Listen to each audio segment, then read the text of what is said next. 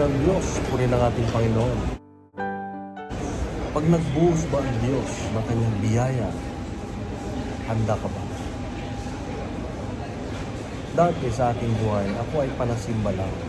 Nagdarasal din. Kaya lang, pagkatapos ng simba, ako ay balik sa dating ordinaryong buhay. Nakakalimutan ko, nawawala yung aking relasyon sa Diyos. Ang buhay ko ay panglinggo lang para sa pagsisimba lang. Pero mula nung ako ay nakisama, nakiugnay sa isang pamayanang Kristiyano, ay marami akong natutunan. Kasi pag nasa pamayanang Kristiyano ka, merong prayer meeting, merong Bible study, may retreat, may recollection. Ang dami. At napapalalim ang iyong pananampalataya. Lumalim ang ating relasyon sa Diyos. Mas nakilala ko siya.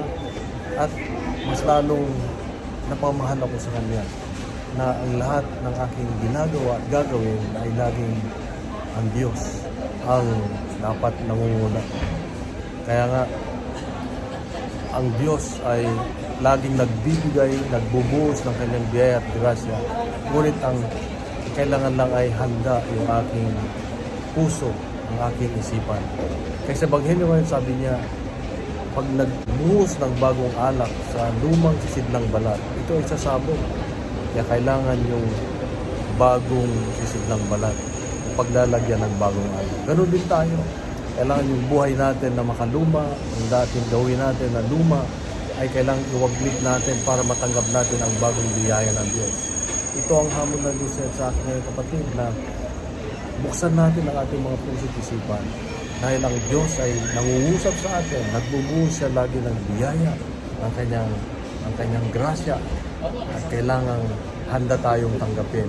Handa nating tanggapin ang anumang gusto ng Diyos sa atin. At anong bunga? Hindi lamang siguro material na bagay, mas lalong higit yung ating spiritual na pangangailangan, yung ating kagalakan sa kabila ng mga pagsubok, yung ating mga kapayapaan, yung ating magandang relasyon sa pamilya, sa ibang tao. Mas maganda ang ating perception sa buhay.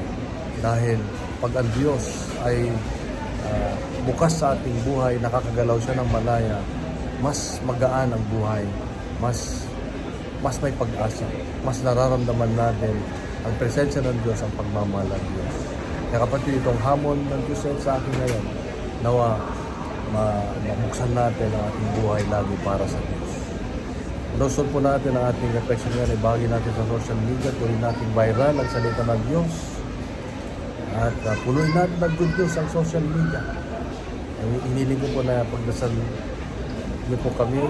Ako po ay may biyahe ngayon sa Europa. Kaya pilitin ko pong magbigay din ng reflection araw-araw para marinig natin ang mensahe ng Diyos.